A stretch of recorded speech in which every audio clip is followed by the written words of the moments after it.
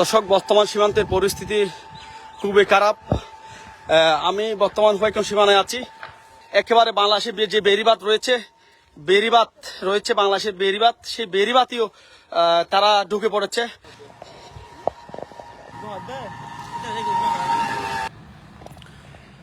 দর্শক, আমরা দেখতে পাচ্ছি ওপার থেকে যে রোহিঙ্গা যে সংগঠনগুলো রয়েছে সেই সংগঠনের কিছু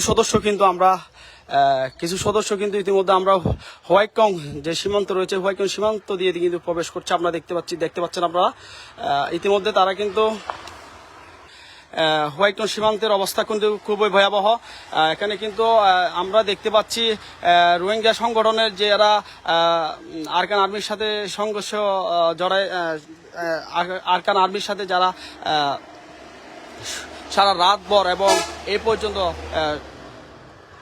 সংঘর্ষ জড়াই ছিল, তারা কিন্তু ইতিমধ্যে আমরা দেখতে পাচ্ছি কয়েকজন সদস্য ইতিমধ্যে এখানে হোয়াইকং যে সীমান্ত রয়েছে সীমান্ত দিয়ে কিন্তু তারা এখানে চলে আসছে এবং তারা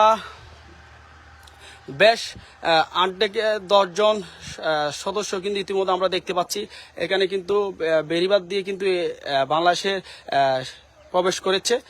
দর্শক, আমি বর্তমান সীমান্তবর্তী এলাকা থেকে আপনাদেরকে দেখানোর চেষ্টা করছি। ইতিমধ্যে কিন্তু সীমান্তের অবস্থা কিন্তু খুবই খারাপ। আমি আপনাদেরকে